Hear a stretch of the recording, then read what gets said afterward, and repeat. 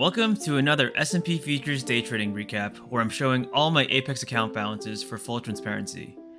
I'm also copying all my trades onto a TradeDay evaluation that I'll be providing an update on at the end of this video. Price had a nice pump right after market open, and I decided to hop in long at a minor liquidity pool, expecting bullish continuation. I had another limit order at another liquidity pool that was right below the 0.5 fib level on the morning's run-up, which got close to getting filled, but unfortunately did not. After it seemed like price seemed to find support and was on its way up again, it was looking like my trade thesis was playing out, so I sized in a few times until I was satisfied with my total risk in the trade after moving my stop loss up. Price started to consolidate, and I began to lose confidence in my bullish thesis.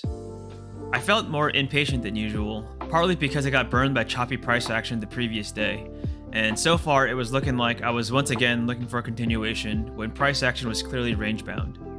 I was originally going for a high of day retest, but the choppy price action made me decide to lower my profit target to the top of the range, which eventually does get hit. I felt kind of silly settling for a small win, especially when my initial risk was so wide, but it was nice to finally secure a win after losing 4 in a row yesterday. Well, as you can see from where I exited the previous trade, my decision to exit at the top of the range turned out to be a bad one. Price continued to pump hard to new highs, which validated the bullish LFG setup I identified in the previous trade. My lack of confidence prevented me from fully capitalizing on my correct thesis, but wrong choices are inevitable when trading with discretion. Anyway, I decided to hop in long again, as I identified always in long price action on the 5-minute chart. I was a little cautious about entering late in the trend, but I set a very tight stop loss and decided I would only size in if price started looking bullish again. Sure enough, a promising looking bullish candle breaks upwards out of the range and I size into 3 contracts. Of course, after I size in, price starts consolidating again and actually retests the bottom of this range, getting within a few ticks of stopping me out. I do my best to stay in this trade for as long as possible, but after almost an hour of chopping around, I give up again and take the opportunity to exit at the top of the range, settling once again for a small win. This time, my decision to exit early was a good one, as price was unable to resume higher and actually started to dump, which changed my bias to short. I seized my chance to hop in short on a retracement, with my stop set above high of day. I set one limit order at a minor liquidity pool in case price wanted to grab some buy-side liquidity before resuming downwards. Unfortunately, the opposite was actually already happening, as the always in short setup I identified was actually price just taking sell-side liquidity before a huge pump up that stopped me out. When I didn't see any resistance at the previous high of day, where my last trade stop loss was, I switched my bias to bullish again and entered long. Seeing massive bullish candles made me feel good about this trade, and I continued to size in, even when price began to retrace. After I was in for 4 contracts, which is considered pretty big size for me, I decided to set a more conservative profit target at high of day, which thankfully gets hit pretty quickly. Here are all my executions on the day. As you saw, I made a lot of trading decisions today using discretion based on how price action developed, such as exiting early due to consolidation or changing my bias from seeing momentum forming. Some of these calls were incorrect, which resulted in missing out on profit or taking losses.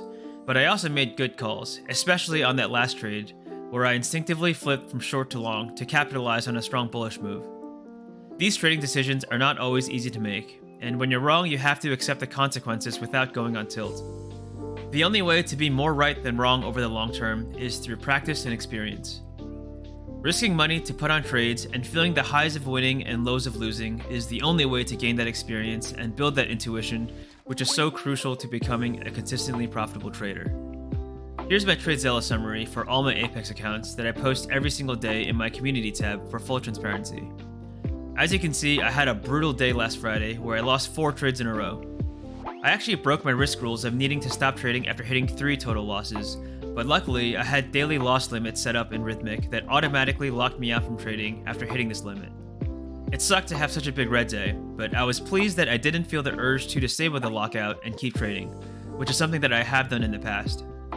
Honestly, had I disabled the lockout, I probably would have continued to tilt trade, and there was a chance I could have blown all my accounts since they were all on the copier.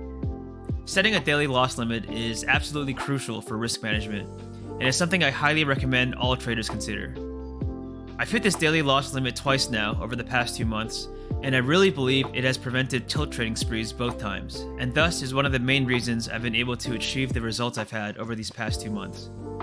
Thanks to strict risk management, I've been able to withdraw another $1,000 on November 15th, which makes it a total of $5,000 of withdrawals from these batch of Apex accounts, and I'm on track to withdraw even more.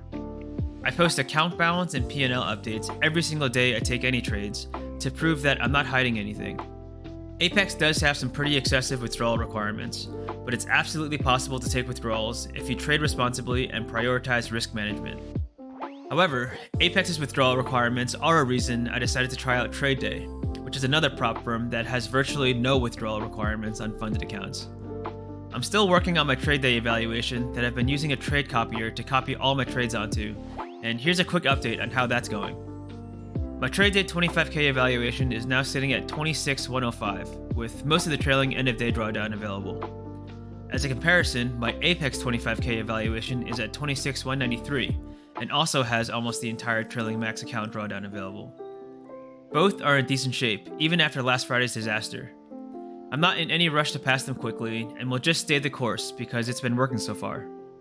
If y'all want to start your own evaluations with Apex or TradeDay, you can use my affiliate links in the description and use my coupon codes for the best available discount. I actually trade with these two prop firms that I'm affiliated with, so I can vouch for them, and any signups using my codes greatly helps out the channel. As always, thanks for watching. Please leave a thumbs up if you enjoyed, and subscribe so you're notified of the next time I post a trade recap. In the meantime, I'll continue posting daily profit and loss updates in my channel's community tab.